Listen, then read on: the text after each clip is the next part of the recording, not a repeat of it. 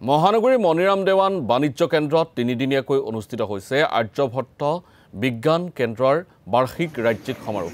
শুকুৰবাৰে আয়োজন কৰা অনুষ্ঠানত 2024-25 বৰ্ষৰ বাবে আগবঢ়োৱা হয় ৰাজ্যিক বিজ্ঞান বঁটা।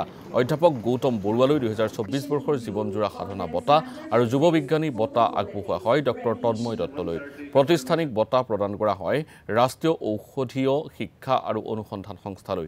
অনুৰূপ ধৰণে 2025 বৰ্ষৰ জীৱনজোৰা সাধনা বঁটা মৰণোত্তৰভাৱে প্ৰদান কৰা হয় অধ্যাপক দিলীপ কুমাৰ চৌধুৰীলৈ। যুৱ বিজ্ঞানী বঁটা লাভ কৰে ডক্টৰ অংশুমান বৰগোহাঁই। প্ৰতিষ্ঠানিক বঁটা লাভ কৰে অসম বিজ্ঞান লেখক সংস্থাই।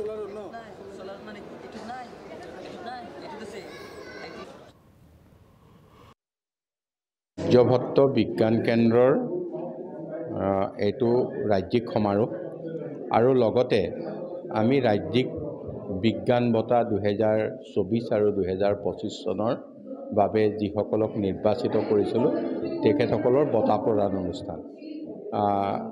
ইয়াত আমি এটাই কথা ক'বলৈ বিচাৰোঁ যে আমাৰ ৰাজ্যখনত ইতিমধ্যে বিজ্ঞানক জনপ্ৰিয় কৰাৰ ক্ষেত্ৰত যথেষ্ট পদক্ষেপ আমি ইতিমধ্যে লৈছোঁ।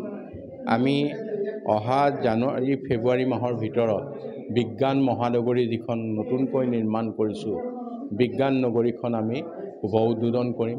তাৰ লগতে 5খন জিলাত 5টা জিলা বিজ্ঞান কেন্দ্ৰ আৰু প্লেনেটেৰিয়াম আমি উদ্বোধন কৰিম।